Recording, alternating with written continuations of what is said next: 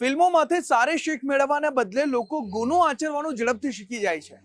આવી જ એક ઘટના બની દાહોદમાં। એક નકલી બેંક ઊભી કરી દેવામાં આવી। સોની વેપારીને લૂંટવા માટે જાળ બનાવવામાં આવી। જાણે કે સ્પેશિયલ 26 ફિલ્મ જેવો જ આ આખો કિસ્સો સામે આવ્યો છે।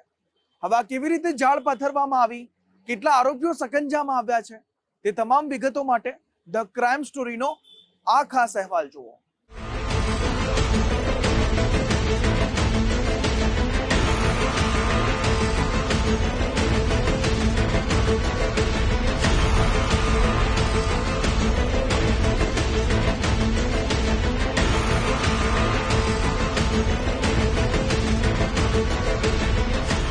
ગુજરાતમાં નકલી પીએમઓ અધિકારી, વન વિભાગના અધિકારી કે પોલીસ અધિકારી બનીને ઠગાઈ આચરવાના કિસ્સા સામે આવ્યા છે।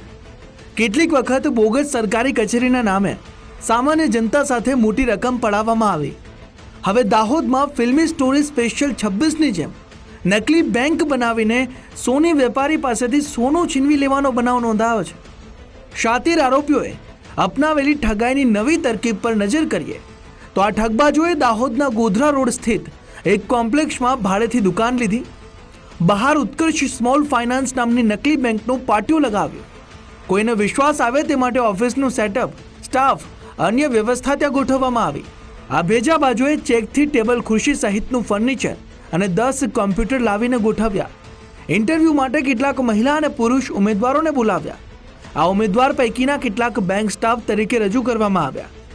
આ બધી પ્રવૃત્તિ ઠગબાજોએ રચેલી જાળ હતી, જેમાં દાહોદના જાણીતા મહાવીર જ્વેલર્સના સોનીને ફસાવ્યો। ઠગબાજો રથયાત્રાએ સોનું દાન આપવાનું કહી સોની વેપારીને ત્યાં ગયા। પછી ઉત્કર્ષ સ્મોલ ફાઇનાન્સ બેંકમાં 200 ગ્રામ સોનું લઈને આવવા અંગેનો વિશ્વાસ કેળવ્યો। સોની વેપારી દાન માટેનું 200 ગ્રામ સોનું લઈને બેંક પર ગયો તો શાતીર ઠગોએ સોનું લોકરમાં મૂકીને રોકડ લાવવાનું કહી અંદર ગયા અને પાછળના ભાગે રાખેલા નાનકડા દરવાજાથી ભાગીને કારમાં ફરાર થઈ ગયા। થોડોક સમય સુધી રાહ જોયા બાદ બેંકના લોકર રૂમમાં ગયેલા ઠગબાજો પરત ન ફરતા સોની વેપારીને છેતરપિંડીનો અહેસાસ થયો। આ અંગેની ફરિયાદ સોની વેપારીએ દાહોદ એ ડિવિઝન પોલીસ સ્ટેશને નોંધાવી।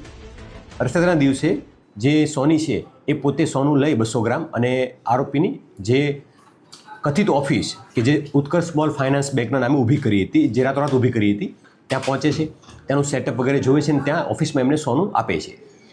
આરોપીઓ છે એ સોનાને લોકરમાં મૂકીને તેમને એના બદલાની જે રકમ છે આપવાનું વાત કરીએ અંદર રૂમમાં જાય છે।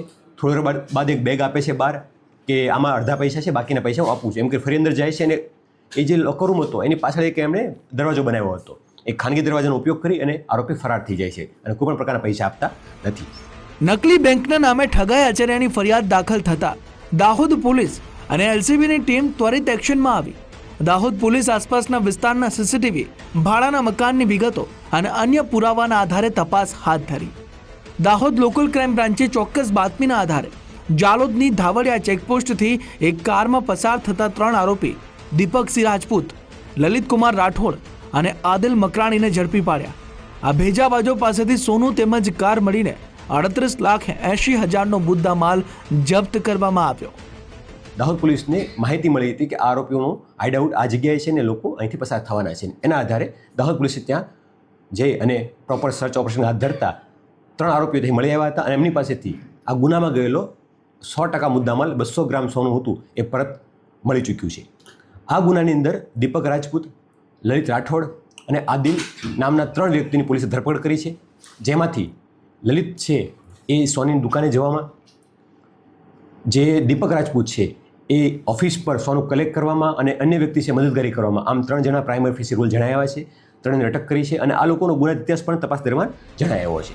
આ 3 આરોપીઓ પૈકી ખેડાના દાંતાલી ગામના દીપક રાજપૂત વિરુદ્ધ અગાઉ 5 ગુના પોલીસના ચોપડે નોંધાયેલા છે, જ્યારે મૂળ રાજસ્થાનના 2 ઇસમ લલિત રાઠોડ અને આદિલ મકરાણીનો ગુનાહિત ભૂતકાળ પોલીસ ચકાસી રહી છે।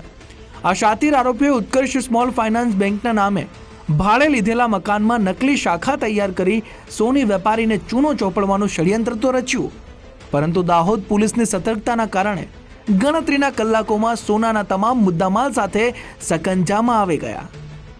સાબિર ભાભોર, ગુજરાત ફર્સ્ટ, દાહોદ।